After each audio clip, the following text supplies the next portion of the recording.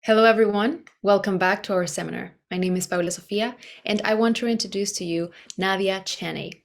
Nadia is a first generation settler from India. She is the founder of Toolsy, an on demand arts facilitation platform, and the Adaptogen podcast, where she interviews arts facilitators from all around the world. She holds a master's degree at Simon Fraser University with a concentration in imaginative education, a certificate of advanced graduate studies in expressive arts therapy for groups at the European Graduate School, and a diploma in dialogue and negotiation from Simon Fraser University.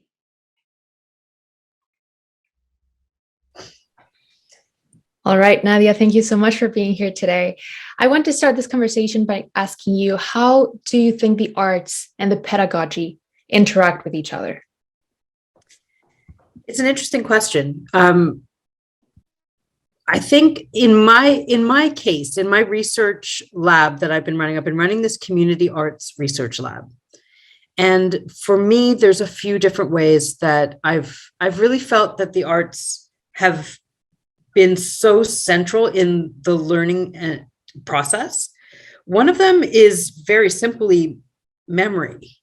So when we're able to shift modes from a kind of didactic, intentional, verbal style of learning, even though our learning was always dialogic, it was always relational, when we're able to go from that into music and making and puppets, and poetry and video, there's this incredible arc that starts to happen in the memory where you have these different anchors and pins.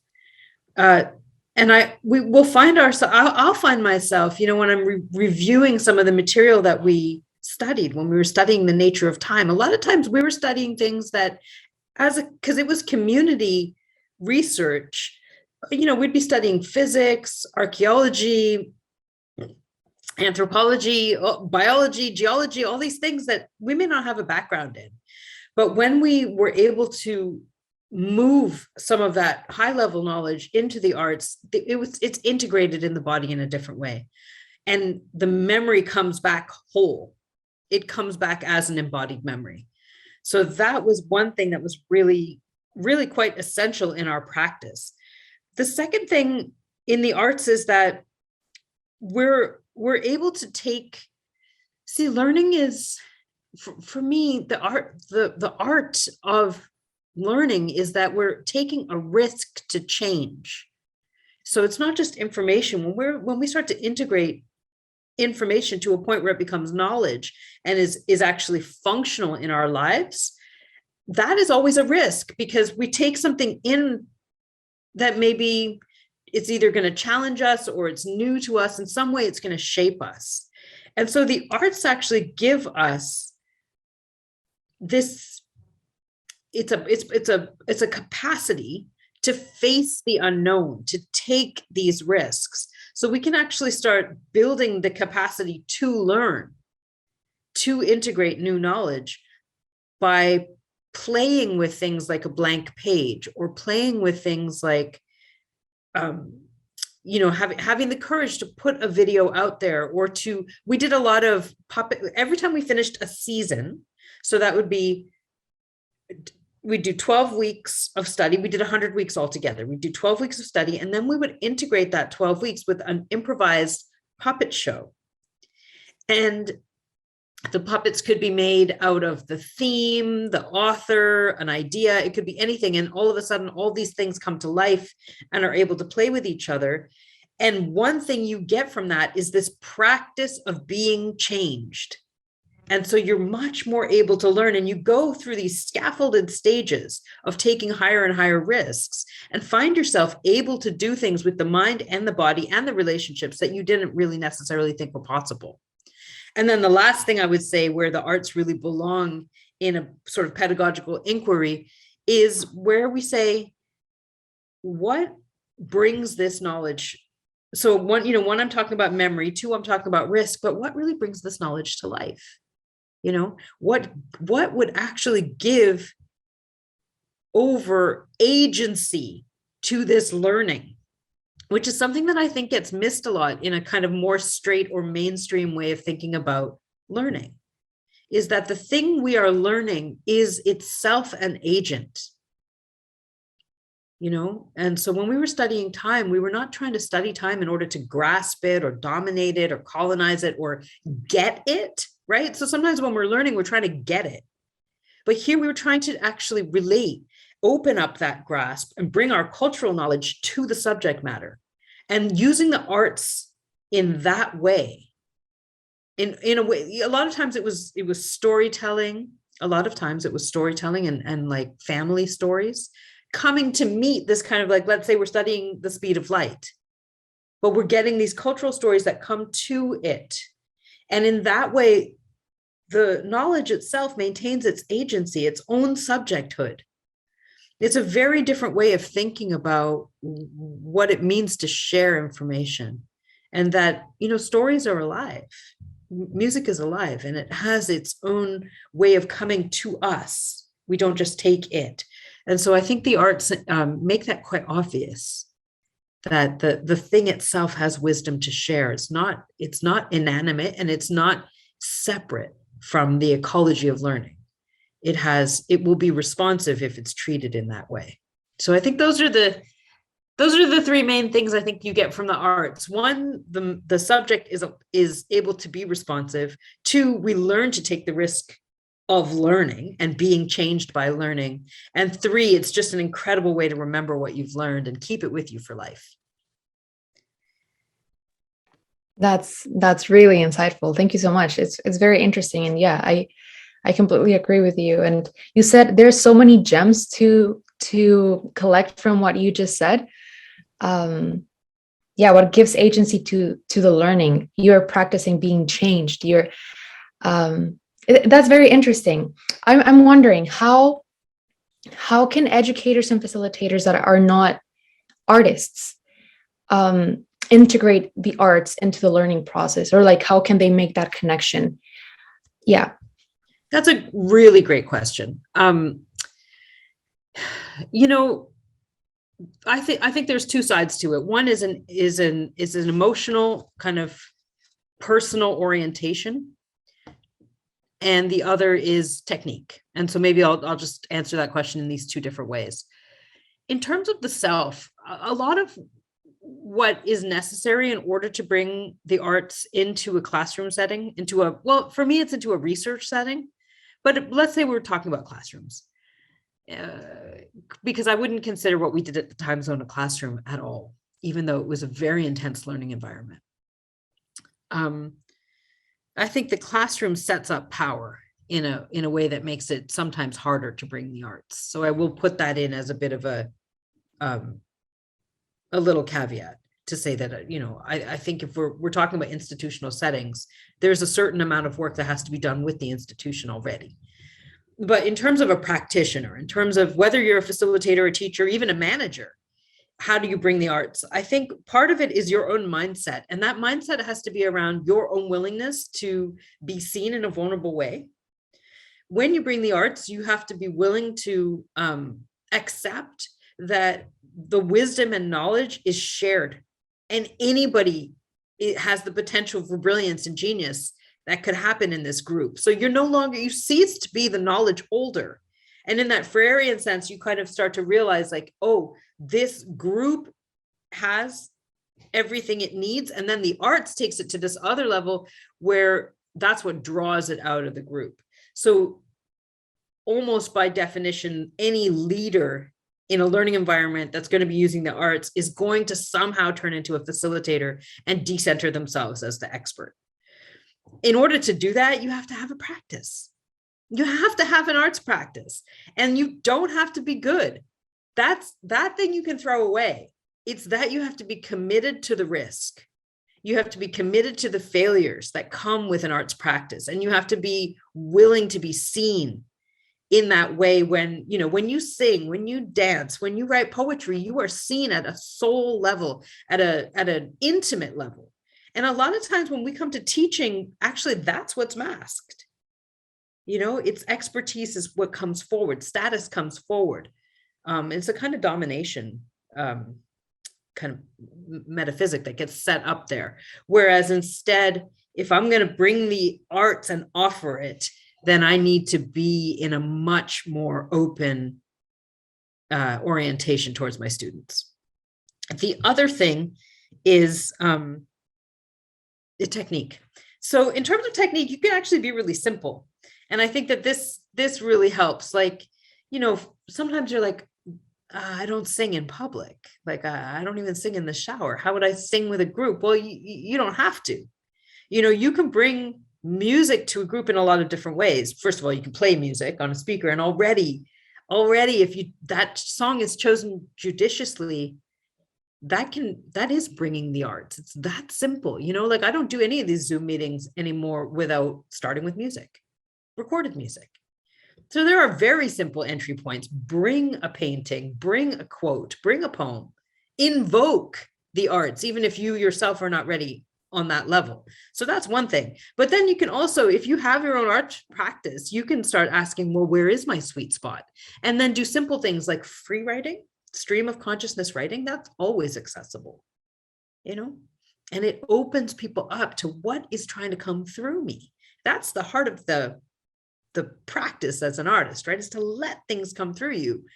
So you know, simple things, free writing, a little bit of rhythm making. If you can sing, if you can offer for other people, make space for their songs and their poetry. And you can also broaden the definition of the arts. So meditation can be an art, right? Sports, I mean, sports can be, it's all in the approach. So sometimes it's really, am I taking an aesthetic approach? Am I taking a sensual approach to even the narrative building around what it is that we're studying? What is the story of what we're studying? So there are so many different entry points into the arts. And I think sometimes what happens is we think about the arts as a professional kind of, as its own, what do you call that? Strata of society. These are the artists. And so inside of that, we can say, oh, I'm not a professional artist, so I dare not ask people to draw. But there are these simple games and activities, like, you know, the one where somebody draws a scene, then someone describes it in writing, and then someone draws it again, and that's a great way to get a group talking about a topic and open up the sort of more intuitive side of what it is that you're working on together. So you don't need to know how to draw to offer that to your group. What you do need to do is lower the stakes so that it's possible to fail in front of each other. And that has everything to do with how you feel about yourself in that space. And that's where I think the arts practice is important. Totally. That's so interesting. I think it's what I'm rescuing from what you're saying. It's all about the approach. Like people sometimes tend to separate them, and what you're saying, that I'm not an artist. I don't consider myself an artist. How do I dare to bring art to the table? But it's also understanding that the arts, whatever the form it is, they open a more receptive place for education. Like they take that tension out of that, not tension, but like they break a wall. And as you say, they start conversations. They're easily conversation starters. And I think what's also important is that educators and facilitators also have this understanding that art, like knowledge sharing, also has an art behind it. Like it's not just like academia, like it's the art of knowledge sharing, right? Yes. Yeah, that's very interesting. Thank you for that. I'm wondering, how do you think artists can develop pedagogic strategies? Now, like we're flipping the tortilla, we're flipping. How do you think that artists can develop those pedagogy strategies? Well, that's a really interesting question. And I don't know if it's always necessary. I will say that. So I think that there are many different reasons why we come to the arts, and I think educators have a purview and a kind of responsibility to bring cultural practices, writ very broadly, into learning environments. I think there's a responsibility there, and it's something I've always advocated for in my adult life. maybe even before actually. But I don't think artists have that same responsibility. So I want to say that first. I don't think that an artist has to be a community artist. I think that there are sometimes when it's a very private practice, and professional or not, it's not that division that I'm talking about. It's that sometimes making is between you and something very sacred and very private. And so I don't think there's a necessity to expose that.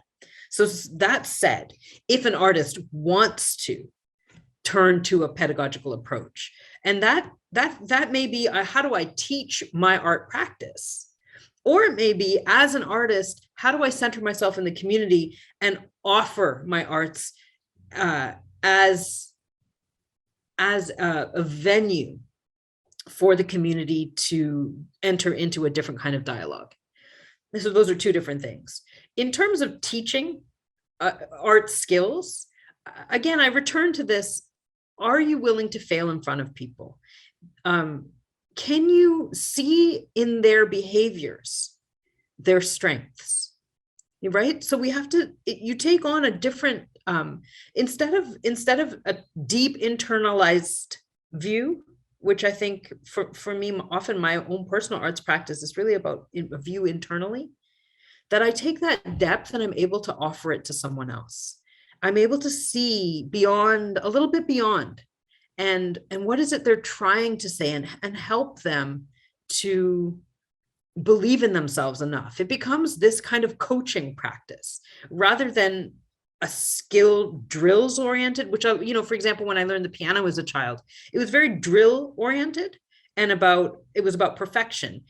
I learned a lot from that. And I'm not actually here to say that there's anything wrong with that. I think there's an apprenticeship aspect of learning the arts that is about performance and perfection that has a place.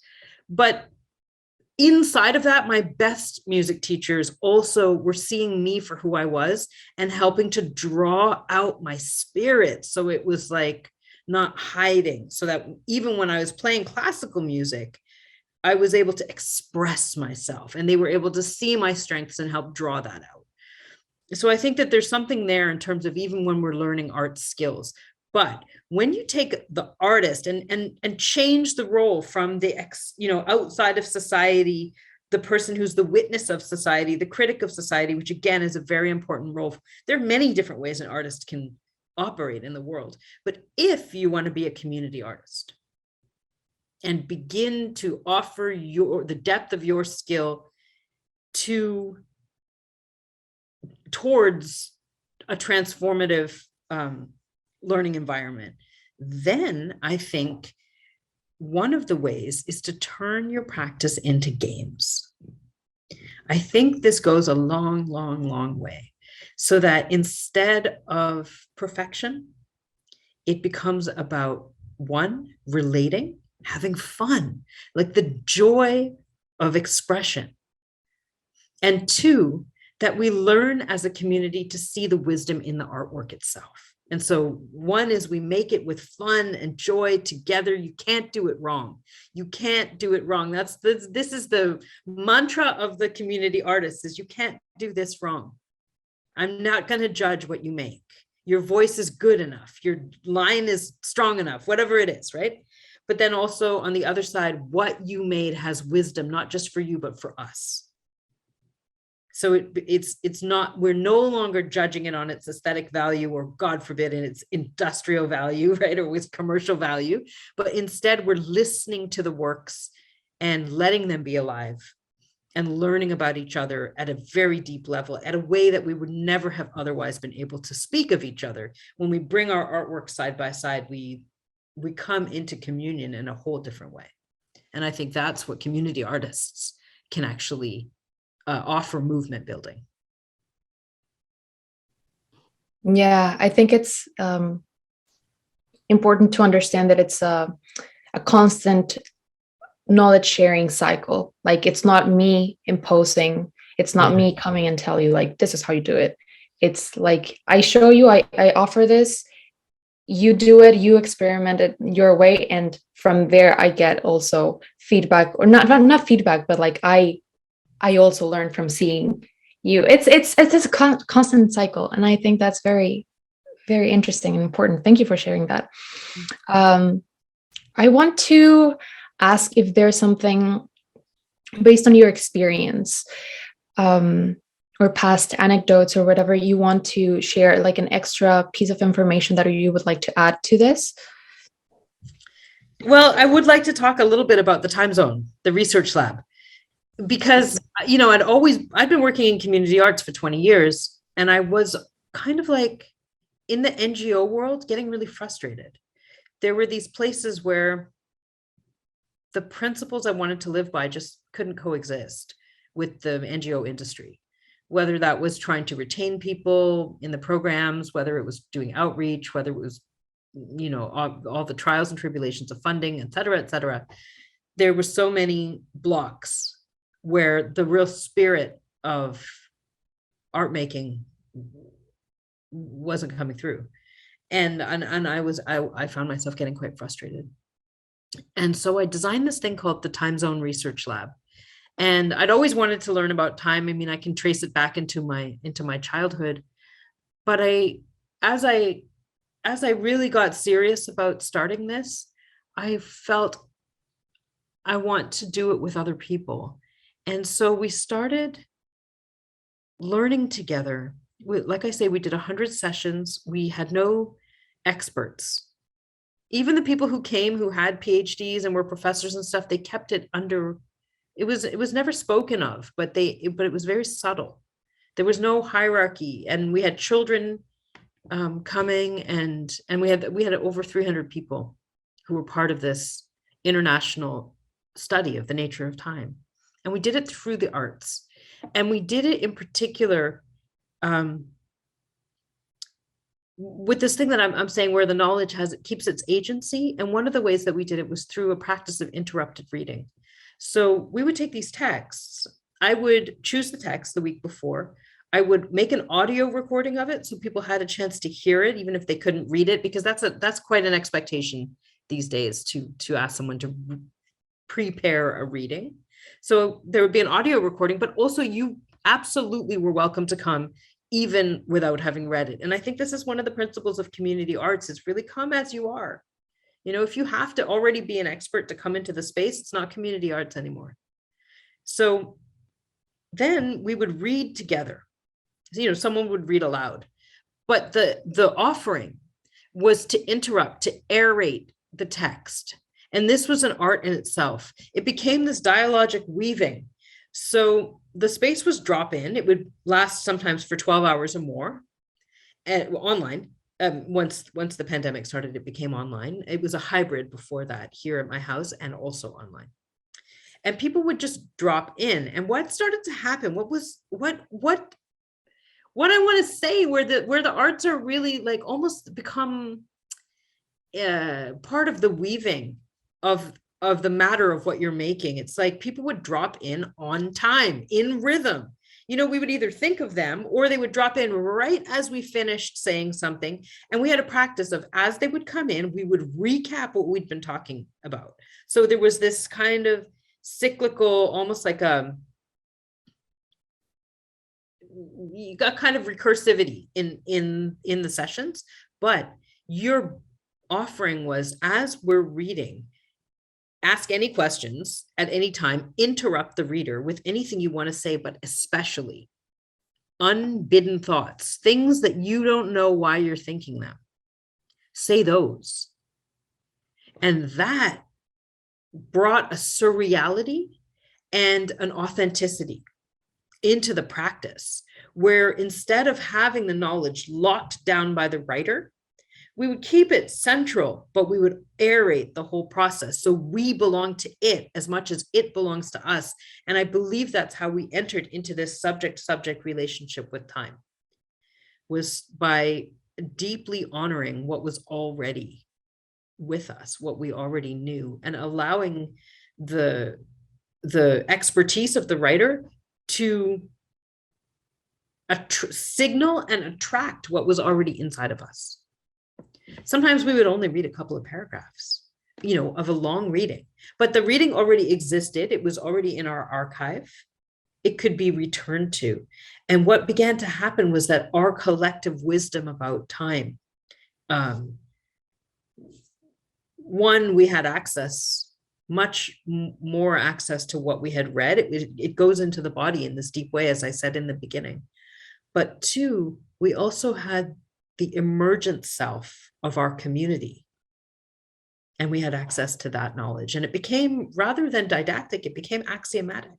So we would take these frames and phrases and ideas, and we would move them from reading to reading.